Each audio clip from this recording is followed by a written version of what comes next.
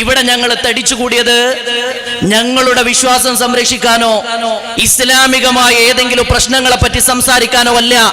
ഈ രാജ്യത്തിന്റെ ഭരണഘടന അപകടത്തിലാണ് എന്നുറക്കെ പറയാനാണ്, ഭരണഘടനയെ സംരക്ഷിക്കാനാണ്. ഭരണഘടന ഉയർത്തിപ്പിടിക്കുന്ന മൂല്യങ്ങളെ, ആ മൂല്യങ്ങൾക്ക് വേണ്ടി നിലകൊള്ളാനാണ്. അപ്പൊ സംഘികൾക്കൊരു ചോദ്യം ഉണ്ടാവും, ഭരണഘടന ഉയർത്തിപ്പിടിക്കാൻ നിങ്ങൾ മാത്രം എന്തേന്ന്? ഭരണഘടന ഉയർത്തിപ്പിടിക്കാൻ ഞങ്ങൾ മാത്രമല്ല, രാജ്യം മുഴുവനും തെരുവിലിറങ്ങിക്കഴിഞ്ഞിട്ടുണ്ട്. ഇനി അതിൽ നിങ്ങൾക്ക് എന്റെ കൂടുതൽ താല്പര്യം എന്തെന്ന് ചോദിച്ചാൽ, ഇന്ത്യ ഗേറ്റിൽ എഴുതി വെക്കപ്പെട്ട 90,000-ൽ പരം ഈ രാജ്യത്തെ ധീര രക്തസാക്ഷികളുടെ പേരെടുത്ത് പരിശോധിച്ചാൽ 60,000-ലധികം ഈ സമുദായത്തിൽ പിറന്നവരാണ്. അതുകൊണ്ട് സ്വാതന്ത്ര്യത്തിന് ജീവൻ കൊടുത്തവർക്ക് ഈ രാജ്യത്തിന്റെ മണ്ണിന്റെ മഹത്വം അറിയുന്നത് കൊണ്ട് ഞങ്ങൾക്ക് അടങ്ങിയിരിക്കാനാവില്ല. അതുകൊണ്ട് നമ്മൾ ഈ പോരാട്ടത്തിന്റെ മുന്നണിയിൽ കാണുന്നു എന്ന് മാത്രം. അല്ലാതെ ഇത് മുസ്ലിങ്ങളുടെ പ്രശ്നമല്ല, ഇത് രാജ്യത്തെ ന്യൂനപക്ഷങ്ങളുടെ പ്രശ്നമല്ല. ഇത് മുസ്ലിങ്ങളുടെ പ്രശ്നവും ന്യൂനപക്ഷങ്ങളുടെ പ്രശ്നമൊക്കെ ആക്കി മാറ്റാൻ ചിലര് ശ്രമിക്കുന്നുണ്ട്. ആ ശ്രമവും ബാലിശമാണ്. നമ്മൾ അതിൽ വീണു പോകാൻ പാടില്ല. ഇന്നലെ വരെ നമ്മളായി ജീവിച്ചവർ, ഇന്നലെ വരെ ഒന്നായി ജീവിച്ചവർ, ഇന്ന് ഞങ്ങളും നിങ്ങളും എന്ന രീതിയിൽ രണ്ടായിട്ട് പകുത്തു മാറ്റണം. ഈ രണ്ടായി പകുത്തു മാറ്റുമ്പോഴുള്ള സൗകര്യം എന്താ? മറ്റു വിഷയങ്ങൾ മുഴുവനും അതോടെ ഇല്ലാതായി, മറ്റുള്ള ചർച്ചകൾ ഇല്ലാതായി. സാമ്പത്തിക മാന്യത്തെ പറ്റി ലോകത്തെ സാമ്പത്തിക വിദഗ്ധരും എല്ലാ ഏജൻസികളും പറഞ്ഞ കൃത്യമായ കണക്കുകൾ, അവലോകനങ്ങള്, റിസർവ് ബാങ്ക് ഓഫ് ഇന്ത്യ പോലും തകർന്ന് തരിപ്പണമാകുന്ന കാഴ്ച, കരുതൽ ധനമെടുത്തിട്ട് വിത്തിന് വെച്ചതുപോലും എടുത്തിട്ട് ഉപയോഗിക്കുന്ന ഏറ്റവും വളരെ ഭയാനകമായ ഒരു കാഴ്ച. ഇത് മറച്ചു പിടിക്കാൻ വേണ്ടിയുള്ള ശ്രമമാണ്, അത് ആസൂത്രിതമായ ശ്രമമാണ്. ഈ ശ്രമമാണ് ഇന്ന് ഇന്ത്യയിൽ കണ്ടുകൊണ്ടിരിക്കുന്നത്. നമ്മൾ നോക്കണം, സ്വസ്ഥമായി ജീവിച്ച ഒരു നാട്, അമേരിക്കയോടൊപ്പം റഷ്യയോടൊപ്പം ചൈനയോടൊപ്പം ലോകത്തെ വൻശക്തികളിൽ എണ്ണപ്പെട്ട ഒരു രാജ്യം, ലോകത്തെ ഏറ്റവും വലിയ മതേതര ജനാധിപത്യ രാജ്യം, എത്ര പെട്ടെന്നാണ് തകർന്ന് തരിപ്പണമായത്, എത്ര പെട്ടെന്നാണ് ശൈഥില്യത്തിന്റെ വക്കിലേക്ക് പോയത്. അന്താരാഷ്ട്ര സമൂഹത്തിന്റെ മുമ്പിൽ നമ്മുടെ സകലമാന ഖ്യാതിയും നഷ്ടപ്പെട്ടില്ലേ? യൂണിറ്റി ഇൻ ഡൈവേഴ്സിറ്റി, നാനാത്വത്തിൽ ഏകത്വം എന്ന ഉന്നതമായ ഒരു മൂല്യത്തെ ലോകത്തെ കാണിച്ച ഒരു ജനത, ആ ജനത ലോകത്തിന്റെ മുമ്പിൽ തല താഴ്ത്തി നിൽക്കേണ്ട ഒരവസ്ഥ സംജാതമായി. ഇതിനെതിരെയാണ് നമ്മൾ പോരാടേണ്ടത്. ഈ പോരാട്ടം ജനാധിപത്യം സംരക്ഷിക്കാൻ വേണ്ടിയുള്ളതാണ്. ഈ പോരാട്ടം ഭരണഘടന സംരക്ഷിക്കാൻ വേണ്ടിയുള്ളതാണ്.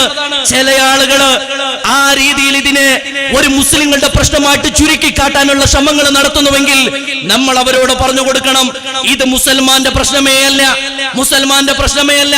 ഗോൾവാൾക്കറുടെ ഒരു പുസ്തകമുണ്ട്, we or our nation defined, നമ്മൾ അല്ലെങ്കിൽ നമ്മുടെ രാജ്യം നിർവചിക്കപ്പെടുന്നു എന്ന് പറയുന്ന പുസ്തകം. ആ പുസ്തകത്തിൽ അദ്ദേഹം പറയുന്ന ഒരു ഭാഗമുണ്ട്, നമ്മൾ നമ്മുടെ energy, we don't waste, Hindus don't waste their energy. Hindu സമൂഹം അവരുടെ ഊർജം കളയാൻ പാടില്ല. ഫൈറ്റിംഗ് അഗൈൻസ്റ്റ് ദ ബ്രിട്ടീഷ്, ബ്രിട്ടീഷുകാരനോട് പോരാടിയിട്ട് പിന്നെന്താ ചെയ്യേണ്ടത്? എനർജി മുഴുവനും എടുത്തു വെക്കണം, ഊർജം സംഭരിച്ചു വെക്കണം. ഇവിടുത്തെ ആഭ്യന്തര ശത്രുക്കൾക്കെതിരെ പോരാടാൻ ഒന്നാമത്തെ ശത്രുവാര മുസ്ലിങ്ങളാണ്. ഇപ്പോഴുള്ള പടയൊരുക്കം മുസ്ലിങ്ങൾക്കെതിരെയാണെങ്കിൽ രണ്ടാമത്തെ ശത്രുക്കൾ അവർ പറയുന്നു അത് കമ്മ്യൂണിസ്റ്റുകാരാണ്, ക്രൈസ്തവരാണ്. മൂന്നാമത്തെ ശത്രുക്കളാരാ? അത് കമ്മ്യൂണിസ്റ്റുകളാണ്. ഇന്ന് ഒരു സഹോദരി, ഹൈന്ദവ സഹോദരിയുടെ മനോഹരമായ ഒരു പ്രസംഗമുണ്ട്. നിങ്ങൾ വിചാരിക്കരുത് ഹിന്ദു രാഷ്ട്രം വന്നാൽ പിന്നെ നമ്മളെല്ലാം രക്ഷപ്പെട്ടു, നമ്മളെല്ലാം ഹിന്ദുക്കളായി. ഹിന്ദു രാഷ്ട്രം വന്നാൽ പിന്നെ ഇവിടെ ഹിന്ദു ഉണ്ടാവില്ല. പിന്നെ ഉണ്ടാകുന്നത് ബ്രാഹ്മണനും ക്ഷത്രിയനും വൈശ്യവനും അങ്ങനെ തുടങ്ങി ശൂദ്രനും ഓരോ ജാതിയിൽപ്പെട്ടവർ മാത്രമേ ഈ രാജ്യത്ത് ഉണ്ടാവുകയുള്ളൂ. അധികാരത്തിന് വേണ്ടിയുള്ള സൗകര്യപൂർവമായിട്ടുള്ള കള്ളി വരക്കലുകളാണ് ഇന്ന് നടക്കുന്നത്. ഈ കള്ളികൾക്കകത്ത് നിന്നിട്ട് നിങ്ങൾ പറയുന്ന തിട്ടൂരങ്ങൾക്ക് വഴങ്ങിത്തരാൻ ഈ രാജ്യത്തിന് മനസ്സില്ല. അതാണ് നമ്മൾ പറയേണ്ടത്. നിങ്ങൾ പറയുന്നത് പോലെ മുന്നോട്ട് പോകാൻ രാജ്യം പ്രക്ഷുബ്ധമാവുകയാണ്. ആ പ്രക്ഷുബ്ധതയോടൊപ്പം നമ്മൾക്ക് ഇത്രേ പറയാനുള്ളൂ, മൗനം അപകടകരമാണ് പ്രിയപ്പെട്ടവരെ. മൗനം മരണത്തെക്കാളും ഭയാനകമാണ്. നമ്മൾ മൗനം പാലിക്കാൻ പാടില്ല എന്ന് പറഞ്ഞാൽ അതിന്റെ അർത്ഥം നമ്മൾ വയലന്റ് ആവണമെന്നല്ല. സൈലന്റ് ആവരുത് എന്ന് പറഞ്ഞാൽ അതിന്റെ അർത്ഥം വയലന്റ് ആവണം എന്നല്ല.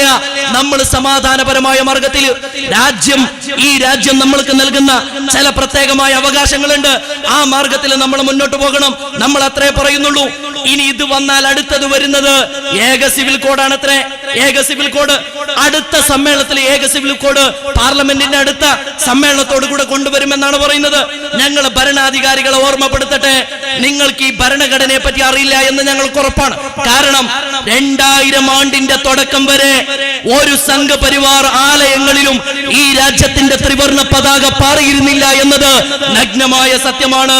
ഒരു കാലത്തും ത്രിവർണ്ണ പതാകയെ അംഗീകരിക്കാത്ത, ഒരു കാലത്തും ദേശീയ ഗാനത്തെ മാനിക്കാത്ത, രാജ്യത്തിന്റെ സ്വാതന്ത്ര്യത്തിന് വേണ്ടി സമരം ചെയ്യുന്നവരുടെ കൂടെ നടന്ന പാരമ്പര്യം പോലും ഇല്ലാത്ത, സമരത്തെ നോക്കി നിന്ന അനുഭവം പോലും ഇല്ലാത്തവർ, നിങ്ങൾക്ക് ഇതിന്റെ ഒന്നും വില അറിയില്ല. ഭരണഘടനയുടെ മൂല്യങ്ങളെ പറ്റി നിങ്ങൾക്ക് അറിയില്ല. ഭരണഘടനയുടെ 4-ാം അനുച്ഛേദമുണ്ട്. നിങ്ങൾ ആ 4-ാം അനുച്ഛേദത്തിൽ യൂണിഫോം സിവിൽ കോഡ് കൊണ്ടുവരണമെന്ന ഭാഗം മാത്രമാണ് കണ്ടതെങ്കിൽ അതിന്റെ മുന്നിലും പിന്നിലുമായിട്ട് ചില ഭാഗങ്ങളുണ്ട്. എല്ലാം പറയാൻ ഇവിടെ സമയമില്ല. ആർട്ടിക്കിൾ 51(51) പറയുന്ന ഒരു ഭാഗമുണ്ട്. To value and preserve the rich heritage of our composite culture. രാജ്യത്തിന്റെ ഉത്തരവാദിത്തം പറയുകയാണ്, ഗവൺമെന്റിന്റെ ഉത്തരവാദിത്തം. To value and preserve the rich heritage of our composite culture.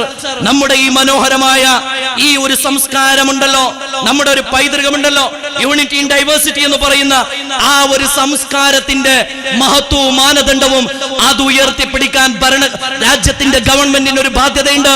ആ ഉത്തരവാദിത്തമുള്ള ഭരണാധികാരിയാണ് പറയുന്നത്, സമരം ചെയ്യുന്ന ആളുകളെ വസ്ത്രം കണ്ടാൽ തിരിച്ചറിയാമെന്നത് നമ്മൾ നോക്കണം പ്രിയപ്പെട്ടവരെ.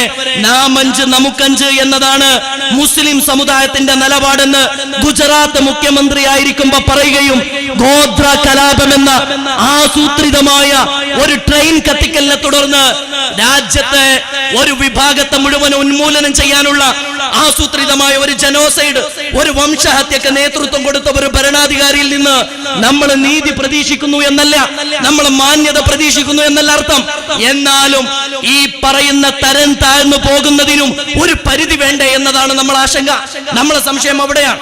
ഞാൻ എന്റെ സംസാരം കൂടുതൽ നീട്ടിക്കൊണ്ടു പോകാൻ ആഗ്രഹിക്കുന്നില്ല. സിഎക്കെതിരെയുള്ള ഈ ഒരു ശക്തമായ പോരാട്ടം, സിറ്റിസൺ പൗരത്വ ഭേദഗതി നിയമത്തിനെതിരെയും അതുപോലെ NRCക്കെതിരെയുള്ള പോരാട്ടം കേരള ഗവൺമെന്റിനോട് കൂടി പറയണം.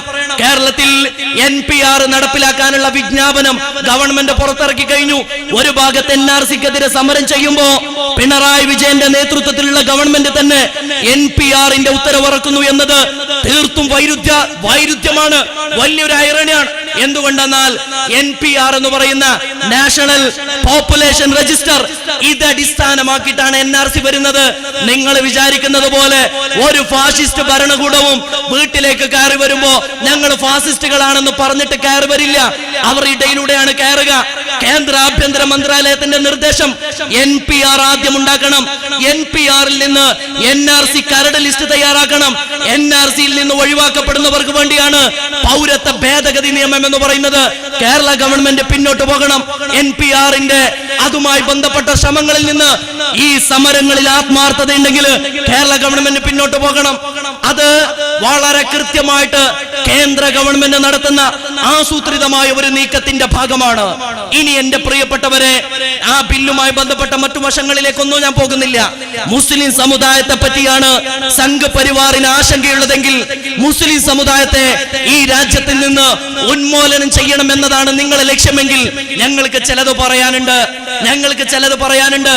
പറന്നത് ഈ നാട്ടിലാണെങ്കിൽ, ജീവിച്ചത് ഈ നാട്ടിലാണെങ്കിൽ, അന്തസ്സോടുകൂടെ ഈ മണ്ണോട് ചേരാൻ പ്രതിജ്ഞ ചെയ്തവരാണ് ഞങ്ങള്. നിങ്ങൾക്ക് ഈ രാജ്യത്തെ ഈ ജനതയുടെ ദേശക്കൂറിയിൽ സംശയമുണ്ടെങ്കിൽ ഒരു പിടി മണ്ണ് കാലിനടിയിൽ നിന്നെടുത്തൊന്ന് മൂക്കോട് ചേർത്ത് വെച്ച് നോക്കണം. നിങ്ങൾക്കറിയാം, ഞങ്ങളുടെ പൂർവ്വപിതാക്കള് രാജ്യത്തിന്റെ സ്വാതന്ത്ര്യത്തിന് വേണ്ടി ഒഴുക്കിയ വിയർപ്പിന്റെ ഗന്ധം നിങ്ങൾക്കറിയാൻ പറ്റും. ഇനിയും ഞങ്ങളെ ദേശക്കൂറിയിൽ നിങ്ങൾക്ക് സംശയമുണ്ടെങ്കിൽ ആ മണ്ണൊന്നെടുത്തിട്ട് പരിശോധിച്ചു നോക്കിയാൽ നിങ്ങൾക്ക് കിട്ടും ഞങ്ങളുടെ പഴയ തലമുറ ഈ രാജ്യത്തിന് വേണ്ടി ചിന്തിയ രക്തച്ചാലുകളുടെ ഗന്ധം നിങ്ങൾക്ക് ആസ്വദിക്കാനാകും. നമ്മുടെ പാരമ്പര്യത്തെ പറ്റി എന്റെ പ്രിയപ്പെട്ടവരെ, ബക്കിംഗ്ഹാം കൊട്ടാരത്തിലേക്ക് ഗാന്ധിജി പോകാൻ പറഞ്ഞപ്പോ ഡോക്ടർമാര് പോകരുത് എന്ന് പറഞ്ഞപ്പോഴും മൗലാന മുഹമ്മദ് അലി കടന്നു ചെന്നു. ജോർജ് ഭൂപൻ എന്ന് പറയുന്ന അന്നത്തെ ബ്രിട്ടീഷ് ഗവൺമെന്റിന്റെ സർവാധികാരങ്ങളോടുകൂടെ ഇരിക്കുന്ന സൂര്യൻ അസ്തമിക്കാത്ത സാമ്രാജ്യത്തിന്റെ അന്നത്തെ അധിപന്റെ മുഖത്ത് നോക്കിയിട്ട് I would prefer to die in a foreign country so long as it is a free country. If you don't give us freedom in India, you have to give me a grave here. ഇത് പറഞ്ഞ മൗലാന മുഹമ്മദ് അലിയുടെ പിൻതലമുറയാ നമ്മൾ ആരെയും പേടിക്കേണ്ടതില്ല. ദേശസ്നേഹം ഒരാളുടെ മുമ്പിൽ തെളിയിക്കേണ്ട ബാധ്യതയും നമ്മളെ സംബന്ധിച്ചിടത്തോളം ഇല്ല. കൊടും തീവ്രവാദികളെ കൊണ്ടുപോയിട്ട് പാർലമെന്റിനകത്തിരുത്തിയവർ നമ്മളോട് ദേശക്കൂറിനെ പറ്റി ചോദിക്കുകയാണോ? നിങ്ങൾ ദേശക്കൂറ് ചോദിക്കുകയാണെങ്കിൽ നിങ്ങളോടത് പറയാൻ ഞങ്ങൾക്ക് മനസ്സില്ല എന്നാണ് തിരിച്ചു പറയേണ്ടത്. ഞങ്ങളെ പൗരന്മാരായിട്ട് കാണാൻ നിങ്ങൾക്ക് മനസ്സില്ലെങ്കിൽ നിങ്ങളെ ഒരു ഗവൺമെന്റ് ആയിട്ട് കാണാൻ ഞങ്ങൾക്ക് മനസ്സില്ല എന്ന് പറഞ്ഞ കനയ്യകുമാറിന്റെ വാക്കുകൾ ഞാനിവിടെ പറയാൻ ആഗ്രഹിക്കുകയാണ്. If you don't give us freedom in India, എന്റെ രാജ്യത്തിന്റെ സ്വാതന്ത്ര്യം കൈക്കുമ്പിളിൽ വാങ്ങിക്കൊണ്ട് പോകാനാ ഞാൻ ഇവിടെ വരെ കടൽ കടന്നു വന്നത്. നിങ്ങൾ എനിക്ക് സ്വാതന്ത്ര്യം നൽകുന്നില്ല എങ്കിൽ സ്വാതന്ത്ര്യമില്ലാത്ത നാട്ടിലേക്ക് എനിക്ക് തിരിച്ചു പോകണ്ട. ഈ സ്വതന്ത്ര നാട്ടിൽ എനിക്ക് 6 അടി മണ്ണ് നൽകണമെന്ന് പറഞ്ഞ മൗലാന മുഹമ്മദ് അലി ലാഹോറിലെ ജയിലിലേക്ക് ബി ഉമ്മ എന്ന് പറയുന്ന വയസ്സായ ഉമ്മ, ആ ഉമ്മയെ പറ്റി ഗാന്ധിജി പറഞ്ഞിട്ടുണ്ട് സ്വാതന്ത്ര്യ സമര സേനാനികളുടെ മാതാവ് എന്നാണ് പറഞ്ഞത്. ബി ഉമ്മ കടന്നു ചെന്നു. ലാഹോറിലെ ജയിലിൽ ജ്യേഷ്ഠനും അനുജനും കിടക്കുന്നുണ്ട്. മൗലാന മുഹമ്മദ് അലിയും മൗലാന ഷൗക്കത്ത് അലിയും അവരെ സന്ദർശിച്ചതിന് ശേഷം ബി ഉമ്മ എന്ന് പറയുന്ന ഇന്ത്യയുടെ സ്വാതന്ത്ര്യ സമരം കണ്ടിട്ടുള്ള ഏറ്റവും തീക്ഷ്ണമായ അനുഭവങ്ങളിലൂടെ കടന്നുപോയ 20ാമത്തെ വയസ്സിൽ വൈദവ്യം ഏറ്റെടുക്കേണ്ടി വന്നപ്പോഴും സ്വന്തം മക്കളെ നെഞ്ചോട് ചേർത്ത് വെച്ച് ഉന്നത വിദ്യാഭ്യാസം നൽകി സ്വാതന്ത്ര്യ സമരത്തിന്റെ തീച്ചൂളയിലേക്ക് അന്തസ്സോടെ അവരെ പറഞ്ഞയച്ച ഞങ്ങളുടെ ഉമ്മ അവരെ ലാഹോറിലെ ജയിലിലേക്ക് ചെന്നിട്ട് ആ മക്കളോട് പറഞ്ഞത്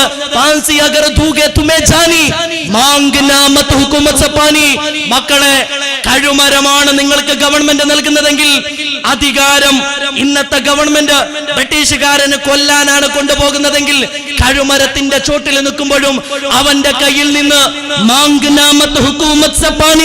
അവസാനത്തെ തുള്ളി വെള്ളം അവന്റെ കയ്യിൽ നിന്ന് വാങ്ങിക്കുടിക്കരുതേ എന്ന് പറഞ്ഞ ഭീയുമ്മയുടെ പിൻതലമുറയാ ഞങ്ങള്. ഇനിയും പറയാൻ ഒരുപാടുണ്ട് എന്റെ പ്രിയപ്പെട്ടവരെ, ഒരുപാടുണ്ട്. അതുകൊണ്ട് വ്യർത്ഥമാണ് പേടിപ്പിക്കല്, ഭീതി വിതക്കലാണ് ഫാഷിസത്തിന്റെ തന്ത്രം. ഫാഷിസം നിലനിൽക്കുന്നത് ഭീതിയിലാണ്. ആളുകളെ പേടിപ്പിക്കും. നിങ്ങൾ പേടിപ്പിക്കുന്നത് പലരെയും പേടിപ്പിക്കുന്നത് പോലെ ഈ ഉമ്മത്തിനെ പേടിപ്പിക്കാമെന്നത് വെറുതെയാണ്. ആ മോഹം വ്യാമോഹം മാത്രമാണ്. എന്തുകൊണ്ടെന്നാൽ ഈ ദിനോസറുകൾ കൊണ്ടുവന്ന നിയമം കാണുമ്പോ നിങ്ങൾക്ക് പേടി തോന്നുന്നുണ്ടോ? തൂഫാൻ വരുന്നു എന്ന് കേൾക്കുമ്പോ നിങ്ങൾക്ക് പേടി തോന്നുകയാണോ?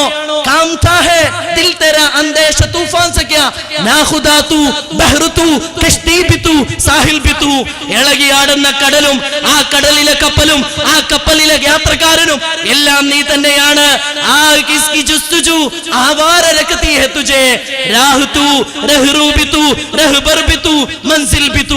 എല്ലാം നീ തന്നെയാണ്, എല്ലാം നീ തന്നെയാണ്.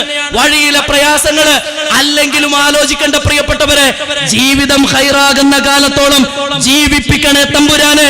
മരണം ഹൈറാകുമ്പോ മരിപ്പിക്കണേ എന്ന് പറയുന്ന മുഅ്മിനെ എങ്ങനെയാണ് ഒരു ഗവൺമെന്റിനെ പഠിപ്പിക്കാനാകുമോ? എങ്ങനെയാണ് പഠിപ്പിക്കാനാവുക? നിങ്ങൾക്ക് തോന്നുന്നുണ്ടോ ഖളായിൽ വിശ്വസിക്കുന്ന ഈ ഉമ്മത്തിന് വന്നുപെട്ടതും ഇനി വരാനിരിക്കുന്നതും ഏകനായ ഈ ഭൗമഗോളങ്ങളെ മുഴുവനും സൃഷ്ടിച്ച് സംവിധാനിക്കുന്ന നാഥനായ റബ്ബിന്റെ നിയതമായ നിയമമല്ലാതെ ഭൂമിയിൽ മറ്റൊന്നും നടക്കില്ല എന്ന് വിശ്വസിക്കുന്ന ആ ഈമാന നെഞ്ചകത്ത് കൊണ്ട് നടക്കുന്ന ഒരു ജനത എന്തിനാ പേടിക്കേണ്ടത്? ഈമാന നമ്മൾ ഉയർത്തിപ്പിടിക്കണം, ഈമാൻ ഉയർത്തിപ്പിടിക്കണം. തഖ്വയിലേക്ക് നമ്മൾ മടങ്ങണം. ഈമാൻ ഉയർത്തിപ്പിടിക്കാൻ നമ്മൾ തയ്യാറാണെങ്കിൽ, ഈമാൻ ഉയർത്തിപ്പിടിക്കാൻ നമ്മൾ തയ്യാറാണെങ്കിൽ നമ്മൾ തന്നെയാണ് ഉന്നതർ, നമ്മൾ തന്നെയാണ്. ഓരോന്നായിട്ട് വന്നതാണ്. നോട്ട് നിരോധനം വന്നു. അപ്പൊ പറഞ്ഞതെന്താ? കള്ളപ്പണം മുഴുവൻ രാജ്യത്തേക്ക് വരും. ഉള്ളവന്റെ കയ്യിൽ നിന്ന് വാങ്ങിയിട്ട് ഇല്ലാത്തവന് കൊടുക്കും. അന്ന് മൗനം പാലിച്ചവരുണ്ടായിരുന്നു, അന്ന് കൂടെ കൂടിയവരുണ്ടായിരുന്നു, അന്ന് സിന്ദാബാദ് വിളിച്ചവരും അന്ന് എല്ലാ അർത്ഥത്തിലും പ്രോത്സാഹിപ്പിച്ചവരുണ്ടായിരുന്നു. കാലം കഴിഞ്ഞ് പോക്കറ്റ് കാലിയായപ്പോഴാണ് രാജ്യത്തിന്റെ ഭരണാധികാരികള് കൊള്ളക്കാരും പോക്കറ്റടിക്കാരുമാണെന്ന് അവർ തിരിച്ചറിഞ്ഞത്. ഓരോന്നും അങ്ങനെയാ വന്നത്.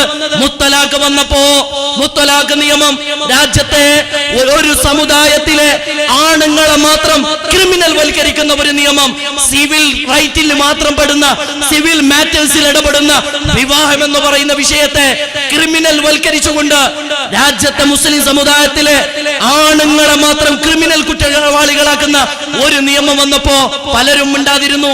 അവരൊന്നും പറഞ്ഞില്ല. എന്തേ മിണ്ടാതിരുന്നത്? ഇത് മുസ്ലിങ്ങളെ മാത്രം പ്രശ്നമാണല്ലോ, ഇത് മുസ്ലിങ്ങളെ മാത്രം പ്രശ്നമാണല്ലോ, നമ്മളെ ബാധിക്കുന്ന പ്രശ്നമല്ലല്ലോ. ഓരോന്ന് വന്നപ്പോ അത് അവരുടേതാണെന്ന് വിചാരിച്ചു മാറി നിന്നു.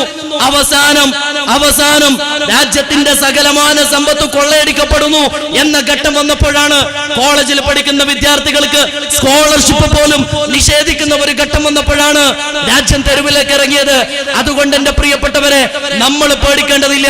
നമ്മെ സംബന്ധിച്ചിടത്തോളം ദുനിയാവെന്ന് പറയുന്നത് താൽക്കാലികമായ ഒരിടത്താവളം മാത്രമാണ്. കുൻ ഫി ദുനിയ കഅന്നക ഗരീബ് ഔ ആബിറു സബീൽ വഉദ്ദ നഫ്സക മിൻ അസ്ഹാബിൽ ഖുബൂർ. ഈ ദുനിയാവിൽ വർത്തിക്കേണ്ടത് 14 നൂറ്റാണ്ടുകൾക്കപ്പുറം പരിശുദ്ധ പ്രവാചകൻ നബിയുനാ മുഹമ്മദ് മുസ്തഫ സല്ലല്ലാഹു അലൈഹി വസല്ലമ തങ്ങൾ പഠിപ്പിച്ചിട്ടുണ്ട്, നീ ദുനിയാവിൽ കുൻ ഫി ദുനിയ കഅന്നക ഗരീബ്, ഒരു വിദേശിയെ പോലെയാണ് കഴിയേണ്ടത്. സകലമാന സൗഖ്യത്തോടുകൂടെ സ്വച്ഛന്തമായി ഈ ഭൂമിയിൽ വാണരുളാം എന്ന നിയ്യത്തോടുകൂടെ നമ്മൾ ഈ ഭൂമിയിലേക്ക് വന്നതല്ല. വെറും കയ്യോടെ വന്നതാണ്, ഒന്നുമില്ലാതെ വന്നതാണ്. ഔ ആബിറു സബീൽ, പരിശുദ്ധ പ്രവാചകരെ പഠിപ്പിക്കുകയാ. അല്ലെങ്കിൽ നീ ഒരു കേവലം യാത്രക്കാരനെ മാത്രമാണ്. നീ നിന്നെ കണക്ക് കൂട്ടേണ്ടത് ഖബറാളികളുടെ കൂട്ടത്തിലാണ്. അതുകൊണ്ട് എന്റെ പ്രിയപ്പെട്ടവരെ, ഖബറിനകത്ത് കഴിയുന്ന കോടാനകോടി മനുഷ്യരുണ്ട്. അവരോടൊപ്പം ഇന്നല്ലെങ്കിൽ നാളെ നമ്മളും ചെന്ന് ചേരേണ്ടവരാണ്. അതിനിടയിൽ മുദ്ദഈ ലാഖ് ബുരെ ചാഹേ തോ ക്യാ ഹോതാ ഹൈ, മുദ്ദഈ ലാഖ് ബുരെ ചാഹേ തോ ക്യാ ഹോതാ ഹൈ. ശത്രു പലതും മനസ്സിൽ കണക്ക് കൂട്ടുന്നുണ്ടാവും. നമ്മളൊക്കെ വിട്ടെറിഞ്ഞു പോകുമ്പോ സകലതും കൈക്കലാക്കാമെന്നും എല്ലാ സൗഖ്യങ്ങളും വാരിപ്പുണർന്ന് സ്വച്ഛമായിട്ട് ഇവിടെ ജീവിക്കാമെന്ന് വഹി ഹോതാ ഹൈ ജോ മൻസൂർ ഖുദാ ഹോതാ ഹൈ. അല്ലാഹ് തീരുമാനിച്ചതല്ലാതെ മറ്റൊന്നും ഈ ഭൂമിയിൽ നടക്കാൻ വേണ്ടി പോകുന്നില്ല. നമ്മൾ അങ്ങനെ ഉറച്ചു വിശ്വസിക്കുന്നവര് മാത്രമാണ്. അതിനിടയിൽ എന്റെ പ്രിയപ്പെട്ടവരെ, ഈ ഈമാനൊക്കെ ഉയർത്തിപ്പിടിക്കുമ്പോഴും രാജ്യത്തിന്റെ ഭരണഘടന നൽകുന്ന അവകാശങ്ങളിൽ ഒരു തരി നിഷേധിക്കാൻ, ഒരു തരി ഭരണഘടനാ അവകാശം ആരെങ്കിലും കൈയിട്ട് വാരാൻ വന്നാൽ ആ കൈ പിടിച്ചു മാറ്റാൻ നമ്മളെ കൊണ്ട് സാധിക്കും. അതിലൊരു സംശയവുമില്ല. അഹിംസ എന്ന മാർഗത്തിലൂടെ അർദ്ധനഗ്നനായ ഫക്കീർ എന്ന് വിശേഷിപ്പിക്കപ്പെട്ട മഹാത്മാഗാന്ധിക്ക് 100 കോടിയോളം വരുന്ന ജനത അധിവസിക്കുന്ന ഇതിഹാസങ്ങളുടെ പുരാണങ്ങളുടെ ഈ മണ്ണിനെ വിമോചിപ്പിക്കാനായിട്ടുണ്ടെങ്കിൽ ആ പാത പിന്തുടരുന്നവർ നമ്മളെ സംബന്ധിച്ചിടത്തോളം ഇന്നത്തെ ഭയത്തിന്റെ കൂടപ്പിറപ്പുകളായിട്ടുള്ള ഫാഷിസത്തിന്റെ ഈ ദ്രംഷ്ടങ്ങളിൽ നിന്ന് രാജ്യത്തെ വിമോചിപ്പിക്കുക എന്നത് അത്ര വലിയ ശ്രമകരമായ ദൗത്യമൊന്നുമല്ല. പിന്നെന്താ നമ്മൾ ചെയ്യേണ്ടത്? നമ്മൾ ഒന്നിച്ചു നിൽക്കണം. ഏതുപോലെ നിൽക്കണം? 1949 ഭരണഘടനയുടെ ആമുഖത്തിൽ in our constituent assembly this 26th day of November 1949, 1949 November 26 ഭരണഘടനയുടെ ആമുഖത്തില് നമ്മൾ എഴുതി ഒപ്പിട്ട ഒരു ഭാഗമുണ്ട്. We the people of India having solemnly resolved to constitute India into a sovereign, socialist, secular, democratic republic. നാം ഭാരതീയർ മതത്തെ പറഞ്ഞിട്ടില്ല, മതങ്ങൾ രാജ്യത്ത് കലാപം ഉണ്ടാക്കിയിട്ടില്ല, മതങ്ങൾ പരസ്പര കലാപം ഉണ്ടാക്കാൻ പഠിപ്പിച്ചിട്ടില്ല. ഇന്ത്യയുടെ മണ്ണ് എന്ന് പറയുന്നത് ഒരുപാട് ചരിത്രങ്ങൾ പറയാനുള്ള മണ്ണാണ്. ചിശ്തി ने जिस जमीन में पैगाम हक सुनाया, नानक ने जिस चमन में वहदत का गीत गाया, जिसने हिजाजियों से दश्ते अरब छुटाया, मेरा वतन वही है, मेरा वतन वही है, मेरा वतन वही है. അല്ലെങ്കിൽ നിങ്ങൾ നോക്കന്റെ പ്രിയപ്പെട്ടവരെ, രാജ്യത്തിന്റെ അഭിമാന സ്മാരകങ്ങൾ മുഴുവനും തീർത്തതാരാ? ഈ സമുദായത്തിൽപ്പെട്ടവരാണ്. ആരുടേതാണ് താജ്മഹൽ? ആരുടേതാണ് റെഡ് ഫോർട്ട്? ആരുടേതാണ്? ഓരോന്നായിട്ട് രാജ്യം ലോകത്തിന്റെ മുമ്പിൽ തലയുയർത്തി നിൽക്കുന്ന സ്മാരകങ്ങള് നമ്മൾ അതിന്റെ കണക്ക് പറയാൻ വേണ്ടിയല്ല. ഈ മണ്ണോട് നമ്മൾ എത്രമേൽ ചേർന്ന് വർഷം ഡക്കാൻ മുതൽ കാബൂൾ വരെ അതിവിശാലമായ മുസ്ലിങ്ങൾ ഭരിച്ച നാടുകള് ഈ രാജ്യത്തുണ്ടായിട്ടുണ്ട്. അവരാരും രാജ്യത്തെ ഇസ്ലാമിക രാജ്യമാക്കാൻ നോക്കിയിട്ടില്ല. ബ്രിട്ടീഷുകാരൻ 200 വർഷം ഈ രാജ്യത്തെ ഭരിച്ചപ്പോഴും പലവിധ തോന്നിയാസങ്ങൾ ചെയ്തപ്പോഴും ഈ രാജ്യത്തിന്റെ ആത്മാവ് തകരാതെ കടന്നു. എന്നാൽ എന്റെ പ്രിയപ്പെട്ടവരെ, 70 വർഷത്തെ ഈ പോരാട്ടങ്ങൾക്കൊടുവിൽ നമ്മൾ കീഴടങ്ങേണ്ട ഒരു ഗതി വരരുത്. ബാംഗ്ലൂരിൽ ഇന്നലെ അറസ്റ്റ് ചെയ്യപ്പെട്ട രാമചന്ദ്ര ഗുഹ എന്ന് പറയുന്ന ഇന്ത്യ കണ്ട കാലത്തെയും ഏറ്റവും പ്രഗത്ഭനായ ചരിത്രകാരൻ, രാജ്യമാദരവോടുകൂടെ പത്മശ്രീ നൽകി ആദരിച്ചിട്ടുള്ള ചരിത്രകാരൻ, ഈ രാജ്യം എണീറ്റ് നിൽക്കേണ്ട ഏറ്റവും ഉന്നതരായ പൗരന്മാരിൽ ഒരാളാണ്. അദ്ദേഹത്തെയാണ് പോലീസ് നടു റോട്ടിൽ സംസാരിച്ചു കൊണ്ടിരിക്കുമ്പോ വലിച്ചഴച്ചു കൊണ്ടുപോയത്. അദ്ദേഹം സംസാരിച്ചത് ഭരണഘടന സംരക്ഷിക്കുന്നതിനെ പറ്റിയാണ്. അദ്ദേഹത്തിന്റെ മനോഹരമായ ഒരു പുസ്തകമുണ്ട്, ഗാന്ധിക്ക് ശേഷമുള്ള ഇന്ത്യയെ പറ്റി പറയുന്ന പുസ്തകം. ആ പുസ്തകത്തിൽ അദ്ദേഹം അവസാനിപ്പിക്കുന്നത് ഇങ്ങനെയാണ്. അദ്ദേഹം പറയുന്നത്, ഇന്ത്യയിൽ ശരിയായ രീതിയിൽ തെരഞ്ഞെടുപ്പ് നൽകുന്ന കാലത്തോളം, ഇന്ത്യയിൽ ഭരണഘടന നൽകുന്ന ഈ അവകാശങ്ങൾ നിലനിൽക്കുന്ന കാലത്തോളം കുറെ കാര്യങ്ങളൊക്കെ പറയുന്നുണ്ട്. എന്നിട്ട് അദ്ദേഹം പറയാം, ആ കാലത്തോളം ഇന്ത്യയെ തകർക്കാൻ ഒരു ശക്തിക്കും ആവില്ല എന്ന് അദ്ദേഹം ആശങ്കപ്പെട്ട സ്ഥിതിയിലേക്ക് കാര്യങ്ങൾ പോവുകയാണ്. വാ തുറക്കുന്നവരെ അറസ്റ്റ് ചെയ്യുകയാണ്, ശബ്ദിക്കുന്നവരെ മുഴുവനും വെടിവെച്ച് വീഴ്ത്താമെന്ന് ഗവൺമെന്റ് വിചാരിക്കുകയാണ്, എതിർക്കുന്നവരെ കാരാഗ്രഹത്തിലേക്ക് പറഞ്ഞേക്കുകയാണ്, കൂട്ടമായിട്ട് അറസ്റ്റ് ചെയ്തുകൊണ്ട് ഇന്റർനെറ്റ് കണക്ഷൻ പോലും, ഏറ്റവും വലിയ കോമഡി 21ാം നൂറ്റാണ്ടിന്റെ ഡിജിറ്റൽ ഇന്ത്യ എന്ന് പറഞ്ഞുകൊണ്ട് ഒരു ഭാഗത്ത് പ്രചരണം നടത്തുന്നവർ തന്നെയാണ് രാജ്യത്ത് ഇന്റർനെറ്റ് കണക്ഷൻ അടക്കം വിച്ഛേദിക്കുന്നത് എന്നത് വലിയ കോമഡിയാണ്. കശ്മീരിന്റെ പ്രശ്നം നമ്മൾ കണ്ടു. ഞാൻ ഇനി ഒന്നും പോകുന്നില്ല. എന്റെ പ്രിയപ്പെട്ടവരെ സകലമാന തിന്മകളോടുകൂടെ ഫാഷിസം അതിന്റെ രൗദ്രഭാവത്തിലേക്ക് പോകുമ്പോ നമ്മൾക്ക് ഓർമ്മപ്പെടുത്താനുള്ളത് ചരിത്രത്തിലെ ഏകാധിപതികളെ പറ്റി മാത്രമാണ്. ചരിത്രത്തിലെ ഏകാധിപതികളുടെ ആസന്നമായ ഏറ്റവും അനിവാര്യമായ ഒരു പതനമുണ്ട്. അവസാനമായിട്ട് ബങ്കറിനകത്ത് കിടക്കുമ്പോ സയനൈഡ് ഗുളിക കയ്യിൽ പിടിച്ചിട്ട് ഭാര്യയോട് അഡോൾഫ് ഹിറ്റ്ലർ ചോദിച്ചിരുന്നു പത്രേ, ഇത് സയനൈഡ് ഗുളിക തന്നെയാണോന്ന്. ആ ഗുളിക കഴിച്ചപ്പോഴും അദ്ദേഹത്തിന്റെ സംശയം മാറിയിരുന്നില്ല. അതുകൊണ്ട് കയ്യിലെ തോക്കുകൊണ്ട് തലയുടെ ഇടത് ഭാഗത്തേക്ക് കാഞ്ചു വലിച്ച് ജീവൻ ഒടുക്കിയതാണ് ഹിറ്റ്ലർ.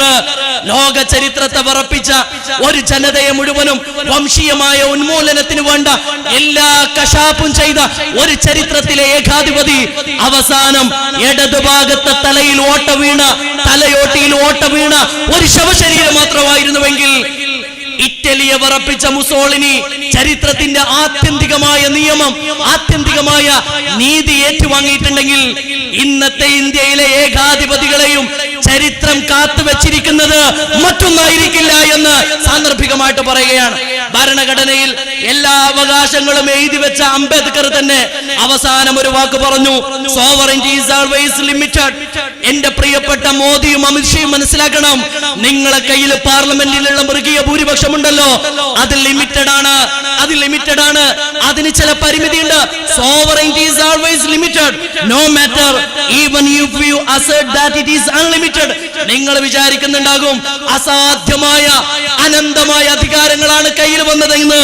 എന്നാൽ because sovereignty in the exercise of power must reconcile itself to the sentiments of different communities. എത്ര വലിയ അധികാരം ഉണ്ടെങ്കിലും എല്ലാവരെയും ഉൾക്കൊണ്ടിട്ടല്ലാതെ ഒരു അധികാരത്തിന് മുന്നോട്ട് പോകാനാവില്ല. അങ്ങനെ ഒരു ഇൻക്ലൂസീവ്നെസ് ആണ് ഇന്ത്യയുടെ പാരമ്പര്യം. ആ പാരമ്പര്യത്തിൽ നിന്ന് വ്യതിചലിച്ച എക്സ്ക്ലൂസീവ്നെസ്സിലേക്ക് ചിലരെ പുറത്താക്കാമെന്നും ചിലരെ കൊണ്ടുപോയിട്ട് കടലിൽ തള്ളാമെന്നൊക്കെ വിചാരിക്കുമ്പോ തകരുന്നത് ഈ രാജ്യമാണ്.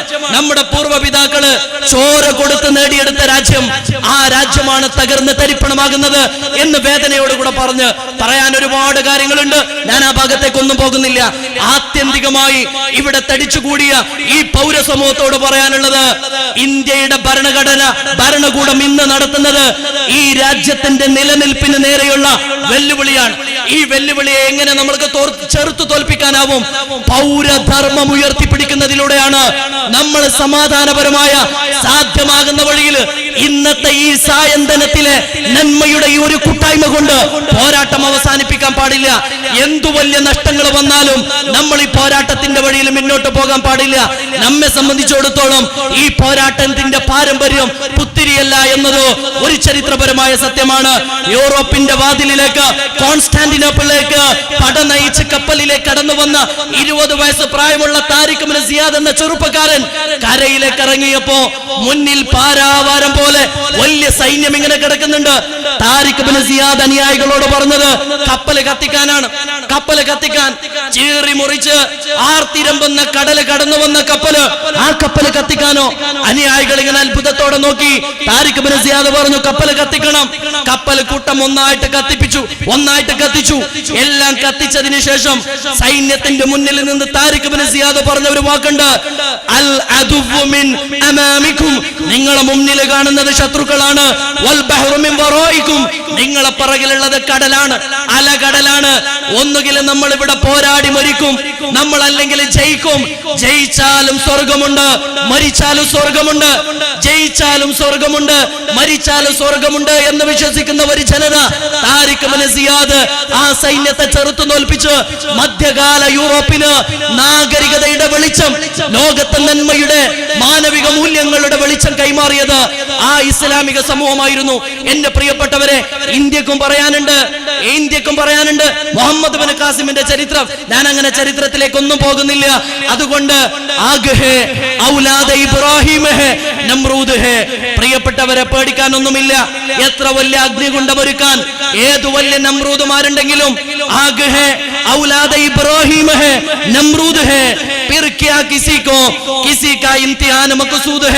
നമ്രൂദുമാരോട് ഓർമ്മപ്പെടുത്താനുള്ളത്, വലിയ അഗ്നികുണ്ഡമൊരുക്കാൻ നിങ്ങൾ സജ്ജരാണെങ്കിൽ ആ അഗ്നികുണ്ഡങ്ങളെ താണ്ടി വന്ന ഇബ്രാഹിമി പാരമ്പര്യം ഉയർത്തിപ്പിടിക്കാൻ ഈ ഉമ്മത്തും തയ്യാറാണ് മാത്രമാണ്. മർദ്ദിത ജനതയുടെ കയ്യിലേക്ക് എല്ലാ അധികാരങ്ങൾ കൊടുക്കാനും അവരധികാരികളും ഈ ഭൂമിയുടെ അനന്തരാവകാശികളുമാക്കാൻ നാം ആഗ്രഹിക്കുന്നു എന്ന പരിശുദ്ധ ഖുർആന്റെ പ്രഖ്യാപനം നമ്മൾക്ക് പ്രചോദനമാകട്ടെ. ഇന്ത്യ രാജ്യം എന്ന് പറയുന്ന ലോകത്തെ ഉന്നതമായ പാരമ്പര്യമുള്ള രാജ്യത്തിന്റെ ഈ ജനാധിപത്യ മതേതര സങ്കല്പങ്ങള് തച്ചുടക്കാൻ വരുന്ന ശക്തികൾക്കെതിരെ സന്ധിയില്ല സമരങ്ങൾ നടത്താൻ, പോരാട്ടങ്ങൾ നടത്താൻ ഇന്നത്തെ ഈ ഒരു കൂട്ടായ്മ എല്ലാ അർത്ഥത്തിലും ആവേശം പകരുന്നതാവട്ടെ. പഠിച്ച കോളേജിന്റെ പേരോ കയ്യിൽ കിട്ടിയ ഡിഗ്രി സർട്ടിഫിക്കറ്റിന്റെ കോപ്പിയോ കൂടെ പഠിച്ച ഒരാളെ പോലും കാണിക്കാനോ പറ്റാത്ത ഭരണാധികാരി രാജ്യത്തെ കോടിക്കണക്കിന് ജനങ്ങളോട് പൗരത്വത്തിന്റെ രേഖ ചോദിക്കാൻ വന്നാൽ പോയി പണി നോക്കണ എന്ന് മാത്രമേ ഈ ഉമ്മത്തിന് പറയാനുള്ളൂ, ഈ രാജ്യത്തിന് പറയാനുള്ളൂ എന്ന് പറഞ്ഞുകൊണ്ട് ഞാൻ എന്റെ വാക്കുകൾ അവസാനിപ്പിക്കുന്നു. അസ്സലാമു അലൈക്കും വറഹ്മത്തുള്ളാഹി വബറകാതുഹു.